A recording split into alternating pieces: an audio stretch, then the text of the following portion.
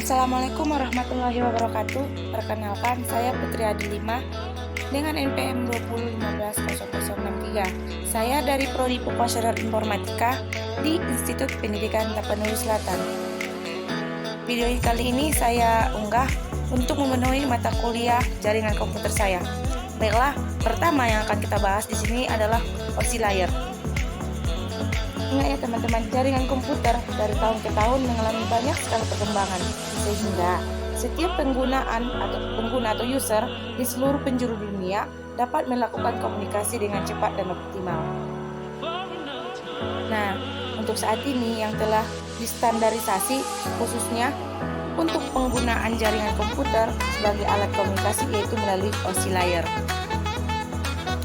Pada tahun 1970 terdapat organisasi yang bernama International Organization for Standardization atau ISO yang berlokasi di Eropa telah mengembangkan sebuah model arsitektural jaringan yang diberi nama OSI Reference Model for Open Networking atau model jaringan terbuka OSI. Baik, yang pertama kita baca dulu atau yang harus kita ketahui yaitu pengertian OSI layer. OSI layer atau bukan OSI ya teman-teman sebenarnya, tapi lebih OSI, tapi OCI yang lebih enak atau lebih mudah kita mengucapkan adalah OSI layer. Yang dimana OSI layer ini adalah kepanjangan dari Open System Interconnection, yaitu model referensi yang diciptakan dari sebuah kerangka yang bersifat konseptual namun saat ini telah berkembang dan menjadi sebuah standarisasi khusus berkaitan dengan koneksi komputer. Tujuannya yaitu menjadi model rujukan bagi setiap vendor atau developer sehingga produk atau perangkat lunak yang dibuat memiliki sifat interplot, yang artinya user dapat melakukan kerjasama dengan produk atau sistem tanpa memerlukan penanganan secara khusus atau spesial. Nah, berikut ini ya teman-teman yang merupakan 7 model OSI layer yang dimana pada setiap lapisan mempunyai tugas dan fungsi masing-masing sesuai dengan kegunaannya terkait dengan kebutuhan koneksi antar komputer jaringan. Nah, berikut itu nama lapisan-lapisannya ya teman-teman. Yang dimana kita bahas yang pertama yaitu application layer, yaitu lapisan ketujuh. Dimana pada OSI layer ini adalah yang akan kita bahas yaitu dari lapisan ketujuh sampai lapisan ke pertama. Itu kita hitung itu dari bawah. Yaitu yang pertama application layer, yaitu lapisan yang menjadi pusat atau center terjadinya suatu interaksi antara pengguna dengan aplikasi yang bekerja menggunakan fungsionalitas sebuah jaringan. Nah, selain itu juga mempunyai fungsi untuk melakukan konfigurasi mengenai bagaimana cara aplikasi dapat bekerja menggunakan source jaringan. Contoh beberapa servis dan protokol yang berada pada application layer yaitu HTTP, SMTP, FTP, dan yang lain-lainnya. Kemudian yang kedua yaitu presentation layer, yaitu lapisan ke-6. Yang dimana lapisan ini mempunyai fungsi untuk menetralisasikan format data yang akan ditransmisikan oleh aplikasi melalui jaringan ke dalam format yang dapat ditransmisikan oleh sebuah jaringan. Yaitu contoh protokol yang berada pada presentation layer yaitu MIME, SSL, TSL, dan lain sebagainya. Kemudian session layer. Session layer merupakan lapisan yang berfungsi untuk mendefinisikan sebuah koneksi dapat dibuka, dikelola, dan dikembangkan. Contohnya yaitu pada NFS, SMB, RPT, RTP, dan lain-lainnya. Kemudian transport layer, yang dimana transport layer ini berfungsi untuk mencegah data menjadi paket-paket data. Memecah data menjadi paket-paket data serta memberi nomor urut untuk setiap paketnya, sehingga nantinya dapat disusun kembali pada saat sampai pada tujuan.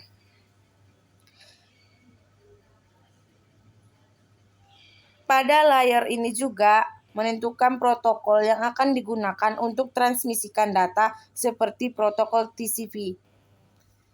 Yang dimana protokol tersebut akan mengirimkan paket data sekaligus memastikan bahwa setiap paket telah diterima dengan sukses dan tepat sasaran. Yang kelima yaitu network layer, yang dimana network layer ini mempunyai fungsi untuk membuat header pada paket yang berisi informasi IP atau Internet Protocol, baik IP pengirim atau IP tujuan data. Pada suatu kondisi network layer juga melakukan proses routing, yaitu internet walking dengan menggunakan bantuan router dan switch pada layer ketiga. Nah, yang kemudian yang keenam atau lapisan yang kedua yaitu data link layer. Pada lapisan ini yaitu memiliki tugas untuk menentukan setiap bit data dikelompokkan menjadi format yang disebut frame. Pada level ini juga terjadi koreksi kesalahan, flow control, pengamatan hardware atau perangkat keras seperti MAC address atau media access control address, serta menentukan bagaimana perangkat jaringan seperti hub, repeater, bridge, dan switch pada layer 2 dapat beroperasi. Untuk spesifikasi IEEE 802 dapat membagi tingkatan menjadi 2 level, yaitu lapisan Media Access Control atau MAC dan lapisan Logical Link Control CCC, LLC. Yang terakhir yaitu lapisan pertama yaitu Physical Layer, yang dimana Physical Layer ini adalah yang paling utama. Kenapa? Fungsinya adalah untuk mendefinisikan media transmisi jaringan, sinkronisasi, bit, metode pensinyalan, maaf ya teman-teman ya, serta membangun arsitektur jaringan seperti pengkabelan dan topologi jaringan. Pada tahapan atau level ini juga mendefinisikan mengenai bagaimana sebuah NIC, Network Interface Card, dapat berinteraksi secara langsung dengan media kabel dan perangkat radio. Untuk setiap pengiriman data melalui tape layer dapat dianalogikan seperti kita mengirim surat ya teman-teman. Ingat, seperti kita mengirim surat yang dimana dia ada langkah-langkahnya. Kemudian cara kerja. Cara kerja OSI layer yaitu yang pertama, application layer akan mengirimkan data yang dikirim pengguna kepada perangkat komputer penerima data. Nah, setelah melakukan pengiriman, pada lapisan kedua atau presentasi layer, terjadi konversi email yang menjadi sebuah alamat format jaringan. Kemudian, pada session layer akan membentuk sesi perjalanan data, sehingga seluruh proses pengiriman data selesai dilaksanakan. Dan yang keempat, di dalam transport layer, pengirim melakukan pemecahan data, kemudian data tersebut dikumpulkan pada transport layer penerima. Kemudian yang kelima yaitu network layer, membuatkan sebuah alamat sehingga dapat menuntut dan mengarahkan data hingga sampai pada tujuan yang benar. Selanjutnya, di dalam data link layer akan dilakukan pembentukan data menjadi bentuk frame serta alamat fisik. Dan pada lapisan utama, tepatnya di physical layer, data akan dikirimkan melalui medium atau perantara jaringan menuju lapisan transport penerima. Langkah yang terakhir yaitu alur jalannya proses akan berbalik pada physical layer menuju application layer, artinya nantinya akan mengarahkan pada jaringan komputer penerima. Kesimpulannya teman-teman, pada OSI layer yaitu model referensi yang dikembangkan untuk menciptakan sebuah kerangka yang bersifat konseptual. OSI layer juga memiliki 7 model layer, yaitu terdiri atas application, presentation, session, transport, network, data link, dan physical layer. Untuk setiap level mempunyai peran dan fungsi masing-masing dengan cara kerja pengiriman data setiap model dilakukan secara berurut. Nah, yang kedua yang akan kita bahas yaitu pengertian TCP atau IP. TCP IP yaitu Transmission Control Protocol atau Internet Protocol. Juga disebut sebagai Internet Protocol Suite. Adalah sistem komunikasi inti World Wide Web yang memungkinkan setiap perangkat yang terhubung ke internet untuk berkomunikasi dengan setiap perangkat lainnya secara bersamaan. Ini pada dasarnya adalah sinteks atau bahasa telekomputerisasi yang diinstal pada setiap komputer, baik untuk jaringan publik atau internet maupun pribadi, internet and extranet. Perkembangan protokol ini telah memungkinkan internet dan sebagai hasilnya perdagangan online hingga tumbuh dengan cepat. TCP dan IP pada awalnya dikembangkan oleh Departemen Pertahanan (DoD) untuk menghubungkan sejumlah jaringan yang berbeda dari berbagai vendor ke dalam jaringan yang disebut internet. Keberhasilan didasarkan pada penyediaan layanan seperti transfer file, surat elektronik, dan logon jarak jauh di sejumlah besar sistem client and server. Perbedaan antara TCP dan IP yaitu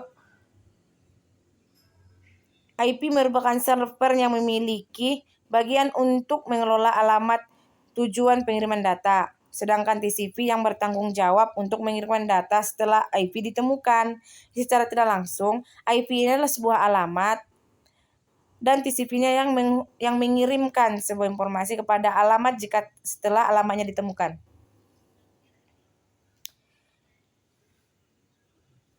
Nah, di TCP IP ini ada 4 layer model, yang dimana model TCP IP ini mendefinisikan bagaimana perangkat harus mengirim data di antara mereka dan memungkinkan komunikasi melalui jaringan dan jarak jauh. Model mewakili bagaimana data dipertukarkan dan diatur melalui jaringan. Yang pertama yaitu layer data link, yang dimana layer data link ini mendefinisikan bagaimana data harus dikirim, menangani tindakan fisik, mengirim dan menerima data, dan bertanggung jawab untuk transmisikan data antara aplikasi atau perangkat di jaringan. Ini merupakan mendefinisikan bagaimana data harus diberi sinyal oleh perangkat keras dan perangkat transmisi lain di jaringan, seperti drive perangkat komputer, kabel Ethernet, kartu antarmuka jaringan atau NIC, atau jaringan nirkabel. Ini juga disebut sebagai lapisan tautan atau lapisan akses jaringan, lapisan antarmuka, atau lapisan fisik, dan merupakan kombinasi dari lapisan tautan fisik dan data dari model Open System Interconnection atau OSI yang mentransdarisasikan fungsi komunikasi pada komputerisasi dan telekomunikasi sistem. Maaf ya teman-teman, pengucapannya kurang pas dikarenakan ya sedikit masih harus latihan lagi ya.